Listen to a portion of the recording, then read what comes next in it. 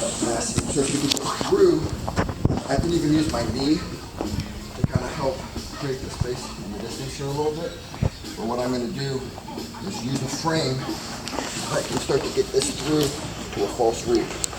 I take this hook out, and I can create a little bit of movement with this by pushing forward and having a cross frame here so that his leg gets light, so that I can walk that out and I get up onto my shoulder. Once I walk that leg out and I'm on my shoulder, just put that in, and I get this. From here, all I have to do to get him down is basically switch my hips. Here, and then I can control it. There's one other little small piece that we can use to make the control better. So, without the knee cut, you can't get this hook up here. Like if I'm back here. Yeah, I can't get it. It's just kind of like almost like a half guard stand. But once on the knee cut, once I'm here and I have a knee here, it's a good way to stop the knee cut pass. But if you stay here for too long, people will start dealing with this and you're in trouble. Yeah. So like from here, we need to create space and like right away try to get this through and get up onto our shoulder a little bit like this. Once I can walk this leg out, like if they're following with the leg, Then you take the back.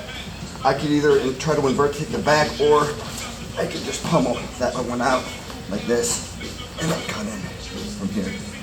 Now, I've seen a lot of them play with this hook here too, right? So you'll come in like this, and now it's even easier for me to throw them down. No, your leg was dragging across my. Sorry.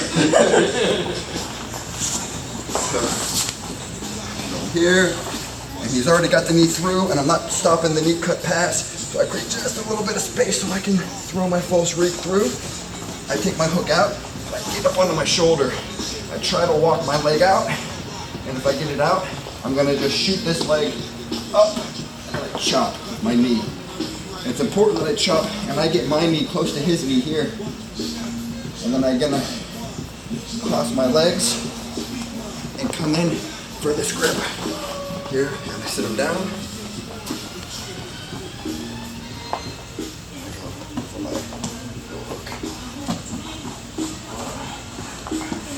Does anybody want to see the back kick again? Yeah. Work that, just the first one. Yeah, I was gonna say.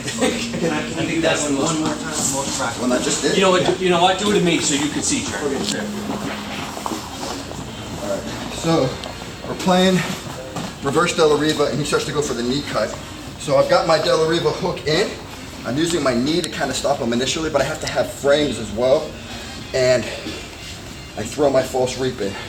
But this only works if he's committed to the knee cut. Like, if he's not committed to the knee cut and I go here and he takes it out, he can smash past me, right? So, go to the knee cut. So, from the knee cut pass,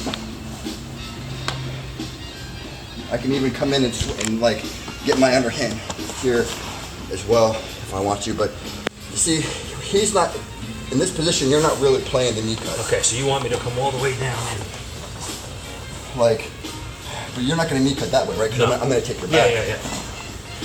Knee cut, you got to really be pressuring it. There you go. Yes. Maybe reaching for the cross Yeah. space too, you know. Now from here, I can get my false reap in. I take my hook out, I get to my shoulder, and I reach underneath for this gable grip here.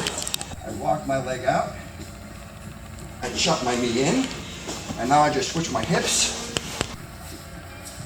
And come back.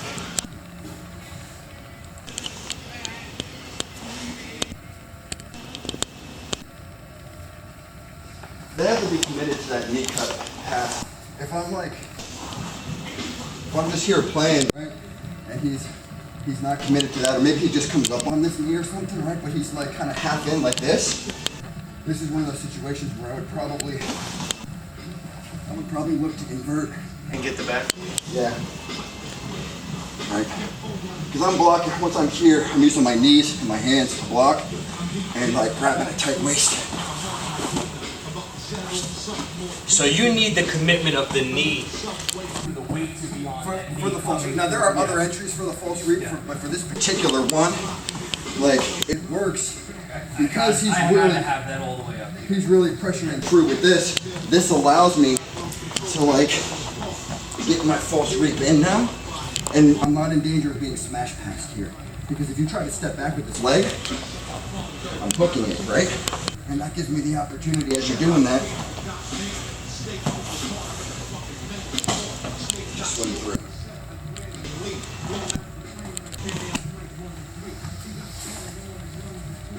Like I said, there's other ways to play this. Jacob Couch plays it really cool when they're standing. He plays this game kind of like from here, where he blocks with this foot and he has this here, and he plays the false reap this way. He's got this here like this, and he just plays here. So he'll do the same thing. He'll drop this foot right behind to get up, and he reaches through like this, but then he'll still throw this through for the false reap. He'll cut in, and he's still doing the same. So there's other ways to get there, but I figured that this one would be just a good one for us to learn it.